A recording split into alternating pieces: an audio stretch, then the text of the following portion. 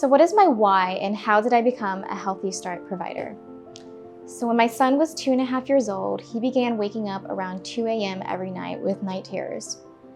After addressing my concerns with other parents and his pediatrician, they assured me that this was normal and that it was something that he would eventually grow out of.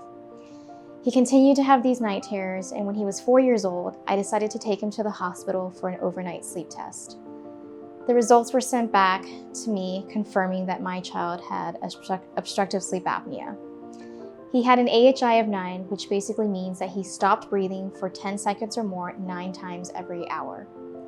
The doctor informed me at that time that because of his sleep results, she would recommend surgery to have his tonsils and adenoids removed.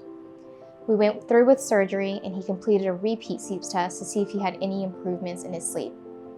The results were sent back, and to my devastation, his results were pretty much the same, with only minor improvement. I sat down with the doctor again, and their solution for me was to give him a CPAP machine or put him on medication for the rest of his life. At this point, I was discouraged, but after talking to colleagues that were practicing dental sleep medicine, I discovered Healthy Start. So my first Healthy Start case was actually on my son.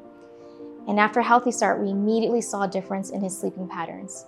The night terrors went away, and he started getting good quality sleep. He's actually the first one to wake up in the morning in our household. And I could drastically see the difference in his palate and his mouth. His jaw was expanded and his teeth were growing in straight. And my son was finally receiving good quality sleep. So my why, I don't want any parent to have to go through the same rabbit hole as I had to do with my son. And this is the reason why I screen every child in my office for sleep disordered breathing. Unfortunately, sleep disordered breathing is a silent epidemic, and 9 out of 10 children display at least one symptom of sleep disordered breathing.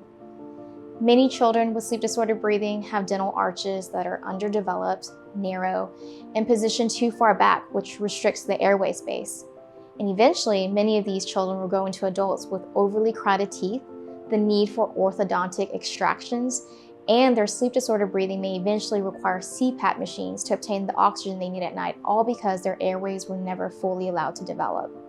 So with Healthy Start, we can guide the development of the upper and lower jaws, allowing the airway space to expand.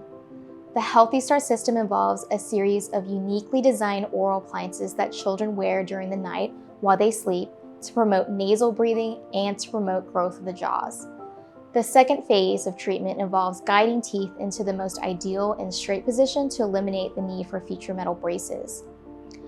So how do you know if your child has an airway issue, and how do you suspect if your child has sleep apnea? Simply schedule a consultation with us today so we can do a proper airway examination on your child.